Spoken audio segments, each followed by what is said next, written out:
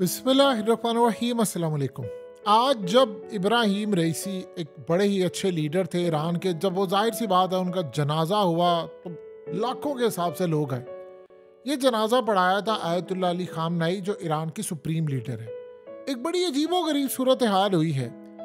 ये आपकी स्क्रीन पर ज़रा मनाजिर देखिए। ये दो ट्वीट्स हैं जो आयतुल्लाह अली खामनाई ने की हैं। पहली ट्वीट में उन्होंने कहा है पाकिस्तान के हवाले से कि जो इब्राहिम रईसी का पाकिस्तान का ट्रिप था, ये बड़ा टर्निंग पॉइंट था दो मुल्कों के दरमियान, और डॉक्टर मुखबिर इसको कंटिन्यू रखेंगे जो हमारे एग्रीमेंट हुए हैं पाकिस्तान के साथ। अब ज़रा सुनिएगा आगे क्या है।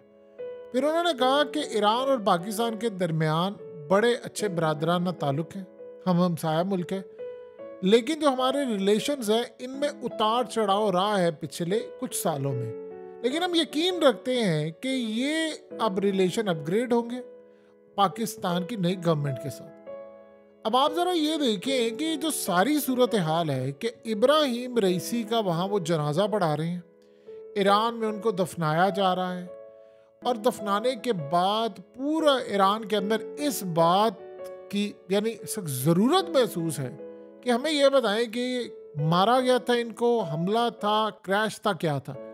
लेकिन इस सारी सूरत हाल में इंटरेस्टिंग चीज़ ये है कि ये मामला इस वक्त खुलकर सामने आया। देखिए, जो सूरत हाल इस वक्त पैदा हुई है वो बड़ी अजीबो गरीब है, और वो बड़ी हैरान कुन है कि इस मौके के ऊपर, ठीक है, सारे लीडरान आज आयतुल्लाह अली खामनाई से मिलने के लिए गए, लेकिन पाकिस्तान को उन्होंने एक रिमाइंडर करवा दिया है अहम तरीन। उन्होंने दो बातें कही हैं और बड़ा तगड़ा पैगाम दिया है पाकिस्तान को कि आपके साथ जो हमारे एग्रीमेंट्स हुए हैं, उन एग्रीमेंट्स को आपने आगे लेकर चलना है। यानी उन एग्रीमेंट्स में क्या है, जब इब्राहिम रईसी को दफना रहे हैं तो वो तब पाकिस्तान को कह रहे हैं कि जो इब्राहिम रईसी करके गया था हम उस एग्रीमेंट को आगे लेकर चलेंगे। ये ना समझे कि वो बंदा जो मर गया है और उसके बाद ही, उन एग्रीमेंट्स में ये चीज़ है कि आपने हमारे साथ 10 अरब डॉलर की ट्रेड का एग्रीमेंट किया है, वो आप करेंगे, और जो गैस पाइपलाइन प्रोजेक्ट है वो आपने करना है। असल में इनडायरेक्टली उन्होंने पाकिस्तान को कहा है कि अब ताल्लुकात अच्छे कर रहे हैं तो स्टैंड लेना पड़ेगा, अब आपको खड़े हो जाएं अब आप। यानी अमेरिका से लेकर बाकी ताकतों ये छोड़ दें, ईरान की तरफ से गैस पाइपलाइन प्रोजेक्ट है या फलाना है और ये नहीं, अब आपको ये काम करना पड़ेगा। असल में अब बड़ी अजीबो गरीब सूरत हाल है कि वो इस सारे मामले पर उन्होंने जो ट्वीट्स की हैं, जाहिर बात है पाकिस्तान के लीडरान मिले हैं, सारे मिले सबके बारे में। इन पाकिस्तान के हवाले से स्पेसिफिकली आयतुल्लाह अली खामनाई ये जो अपना काम कर रहे हैं वो इंडिकेट कर रहे हैं कि मुस्तकबिल में अगर अमेरिका को कोई अड्डों की ज़रूरत है तो वो अमेरिका को कहीं से भी ना मिले ईरान के खिलाफ। क्योंकि देखिए, इस वक्त सूरत हाल ये है कि रजीम चेंज के हवाले से वॉल स्ट्रीट जर्नल ने जो इब्राहिम रईसी के मरने से तकरीबन 12 दिन पहले, आपकी स्क्रीन पर मनाजिर चल रहे हैं, इसमें कहा था कि एक रजीम चेंज चाहिए ईरान में और एक रूस के अंदर। जब ये सूरत हाल हुई है तो आयतुल्लाह अली खामनाई ने अब बड़े क्लियर अंदाज में कह दिया है, क्योंकि रजीम चेंज जब होता है तो बैरून मुल्क जो होते हैं, यानी हमसाया मुल्क है, वहाँ से कोई ना कोई काम करने का कोशिश हमेशा से एक सिलसिला रहा है। तो यानी आप ये सोचें कि अमेरिका ने अभी तक पाकिस्तान से मांगे नहीं है, मुस्तकबिल उनकी नज़र तो होगी, वो तो चाहेंगे, जाहिर सी बात है। पाकिस्तान ने हालिया इनकार किया, बड़ी अच्छी बात थी, लेकिन ये जो सिलसिला शुरू हुआ है उन्होंने पाकिस्तान समेत अब तमाम ताकतों ये कहना शुरू कर दिया है। देखिए, सबसे बड़ी बात यह है कि इब्राहिम रईसी ने जो ट्रिप किया था पाकिस्तान का, हमले के बाद पाकिस्तान वो पहली कंट्री थी जिसका ट्रिप किया था, और ये पिछले 6 सालों में आप समझ लीजिए को पहला ट्रिप होगा किसी भी ईरानी सदर का जो पाकिस्तान में हुआ था। लेकिन इस सारे मामले पर हालात और चीज़ें बड़ी अजीबो गरीब हैं कि ईरान के प्रेसिडेंट के हवाले से उन्होंने पाकिस्तान को याद दहानी करवा दी है कि अब वक्त आ गया कि आप खड़े हो जाएं अमेरिका के आगे और तमाम ताकतों, क्योंकि उन्होंने यहाँ पर कहा है कि हमने पाकिस्तान पर लगानी है पाबंदियाँ। देखिए, इंडिया के हवाले से आपको कहा था जैसे हकीकत टीवी ने कि अमेरिका बात करेगा लेकिन फिर इंडिया इसको जवाब देगा तो पिन ड्रॉप साइलेंट हो जाएगा, और फिर एट दी एंड आप देखेंगे कि इंडिया ही जीतेगा, चाहे लॉन्ग टर्म में देखें। अमेरिका ने कहा आपने 4 बार प्रोजेक्ट किया, हम आप पर पाबंदी आयद करेंगे। उन्होंने इनको सुनाई और साथ ही उन्होंने कह दिया, बल्कि रूस के हवाले से मोदी ने बात कह दी कि भाई जो होगा हम अपनी मर्जी से करेंगे। सो अब सूरत हाल ये है कि उन्होंने पाकिस्तान को बड़ा क्लियरली पैगाम दे दिया है कि देखिए ताल्लुकात में उतार चढ़ाव रहा है, लेकिन अब जो आपने वादे किए हैं वो हम तो पूरी तरह करेंगे, उन एग्रीमेंट्स को डॉक्टर मुखबिर लेकर चलेंगे। आपने भी ये काम कर रहे हैं और ये बड़ा अहम तरीन मामला है जो इनडायरेक्टली ये बात कह रहे हैं पाकिस्तान के हवाले से, क्योंकि इस सारे मामले में याद रखिएगा इब्राहिम रईसी का दौरा पाकिस्तान का किसी सूरत इजराइल को और अमेरिका को काबिल कबूल नहीं था। उसके बाद जो उनका प्लेन क्रैश होता है वो सूरत हाल इतनी ज़्यादा मिस्टीरियस यानी मामला है, इतना पुरस्कार है, इतना ज़्यादा है कि अभी तक किसी को ये बात समझ नहीं आ पा रही कि मामला क्या है। देखिए अगले कुछ अरसे के अंदर सारे खित्ते के हालात बदलने वाले हैं और ये बात आप ज़हन में रखिएगा। ईरान के सदर के साथ जो भी हुआ है वो एक हादसा नहीं था। ये बात याद रखें कि पाकिस्तान, इंडिया और अमेरिका समेत दुनिया के जितने एविएशन के एक्सपर्ट्स हैं वो जो बात कर रहे हैं, आप रूसी चैनल को उठा लें, रशिया के चैनल्स के ऊपर उनके एविएशन एक्सपर्ट ये बात कह रहे हैं कि ईरान में होने वाला जो हमला था वो हादसा कतई नहीं हो सकता। तो आप यहाँ से अंदाज़ा कर लें कि ईरान कर क्या रहा है कि दुनिया के तमाम एविएशन एक्सपर्ट जो हैं, असल में होता ये है कि हर मुल्क की जो एम्बेसी होती है वो यानी जो एक सफारतकार होता है वो उस मुल्क के अंदर जो भी चीज़ें चल रही होती हैं उनके हवाले से उसको रिपोर्ट करके आगे भेजता है कि वो लोगों का मूड ये है, ट्रेंड ये है, मामला ये है, चीज़ें ये है, वो सारी की सारी चीज़ें जो है वो रिकॉर्ड करके और आगे भेजते हैं। अब वो ये देख रहे हैं कि पाकिस्तान में ये चीज़ डिस्कस हो रही है, उनके नेशनल टीवी पर आकर एविएशन एक्सपर्ट कह रहे हैं कि जहाज़ फटा था, इंडिया के अंदर ये हुआ है, रूसी चैनल पर ये हो रहा है, अमेरिका के एक्सपर्ट ये कह रहे हैं। तो इस सारी सूरत हाल में उनको ये लग रहा है कि जो ये कोई रजीम चेंज टाइप सूरत हाल हुई है और इसके बाद उसका अगला पार्ट भी तैयार है। तो उन्होंने इस सारे मामले पर अब वहीं से शुरू किया है जहां से इब्राहिम रईसी छोड़कर गए थे। पैगाम उन्होंने अमेरिका को भी बड़ा तगड़ा दिया और इजराइल को भी दिया है। पाकिस्तान को तो कहा ही है उन्होंने, साथ उन्होंने अमेरिका और इजराइल को पैगाम दिया है कि जहां से कलम टूटा था शुरुआत वहीं से होगी। यानी अगर कोई ये समझ रहा है कि इब्राहिम रईसी के जाने के बाद ईरान ये बदल गया, आप हमला करने के लिए आएंगे तो ये मामला यहीं पर रहेगा, हम यहीं से शुरुआत करेंगे। दूसरा देखिए, अब जो रिपोर्ट आने वाली है वो असल में गालिबन काफ़ी हद तक तैयार हो चुकी है। जो ईरान के प्रेसिडेंट के हवाले से उनके आर्मी चीफ ने जो बात की थी, उन रिपोर्ट्स में बड़े इंकशाफात हैं और बड़ी हैरान कुन चीज़ ये है कि रूस की इंटेलिजेंस एजेंसियां भी मदद कर रही हैं इनको रिपोर्ट बनाने में। लेकिन एक अजीब सिलसिला ये है कि उस रिपोर्ट के अंदर, जैसे मिसाल के तौर पर अब ये उनके सरकारी जो लोग हैं वो आना शुरू हो गए मीडिया पर और आकर कह रहे हैं कि जी वो हम साथ गए थे, हेलीकॉप्टर उड़ाया था और वो तबाह हो गया, बीच में ऐसे हो गया वैसे हो गया।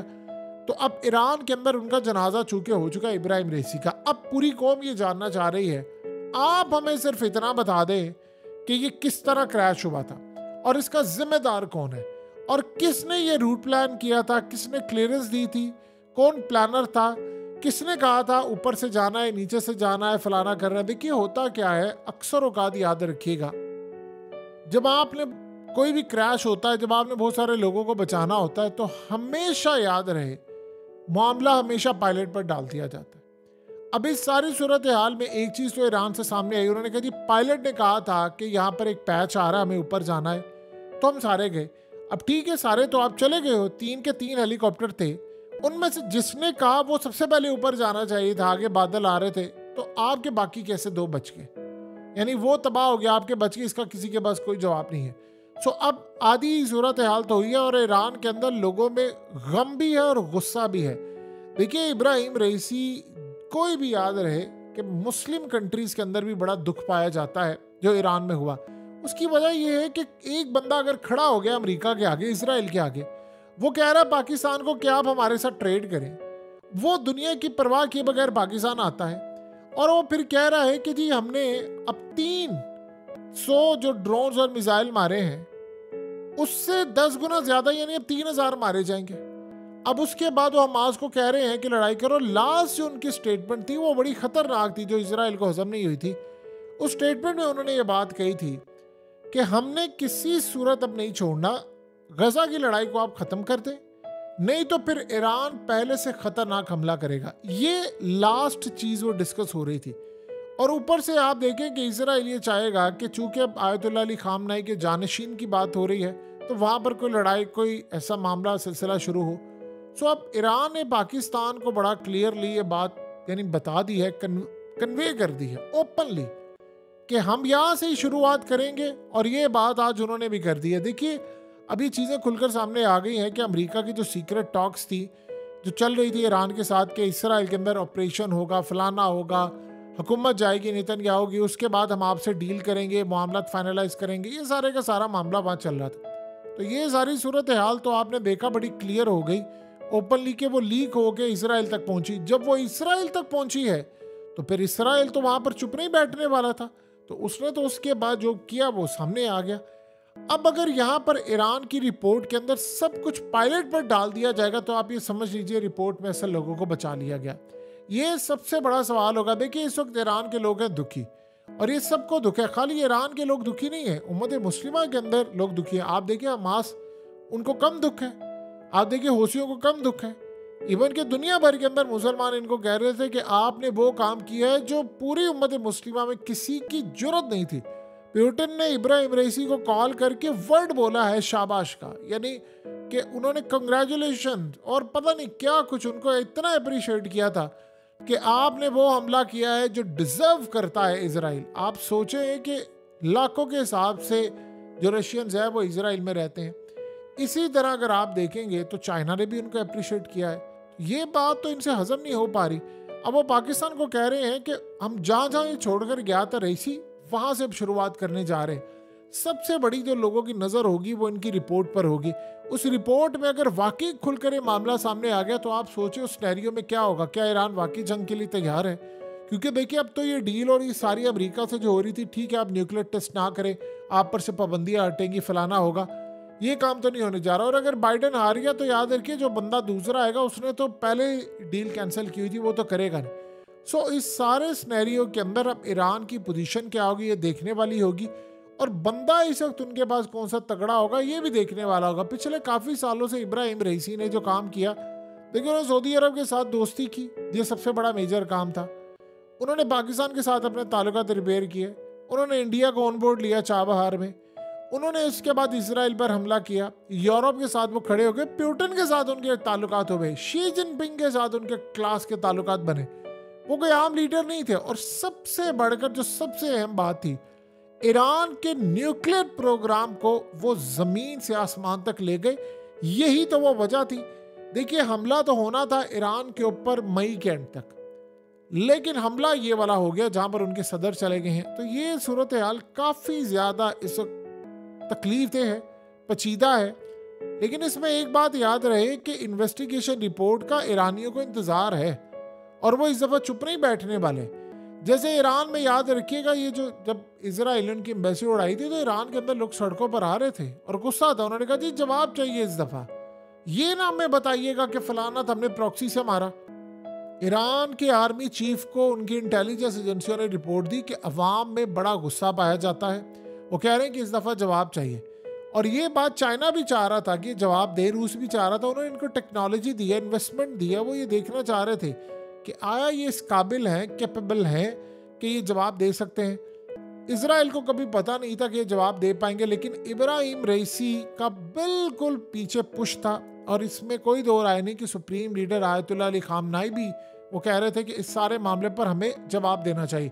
एयर चीफ भी तैयार थे, लेकिन पहला डिसीजन इब्राहिम रईसी का था। सो अब वो बेचारे इस दुनिया में नहीं रहे हैं, और ये एक बहुत बड़ा सानिया है। लेकिन आने वाले वक्त के अंदर याद रखिएगा, पाकिस्तान से जो एग्रीमेंट किया वो पाकिस्तान को पूरे करने पड़ेंगे।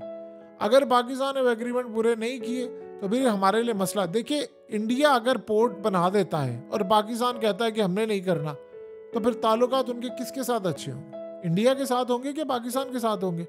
अफगान तालिबान अगर चाबहार पोर्ट का पार्ट बन रहे हैं, रूस बन रहा है, तो पाकिस्तान को पूछेंगे कि आप क्या कर रहे हैं। सो हमारे लिए टफ टाइम शुरू होने वाला है।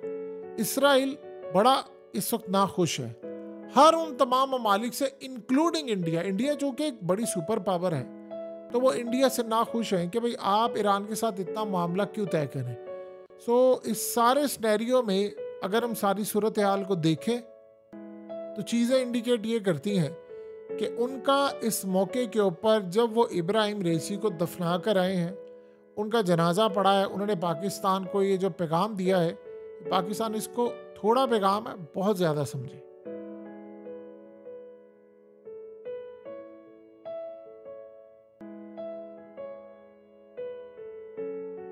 हकीकत टीवी को सब्सक्राइब करना मत भूलें, वीडियो को लाइक करें, शेयर करें और कमेंट सेक्शन में अपनी राय का इजहार ज़रूर करें।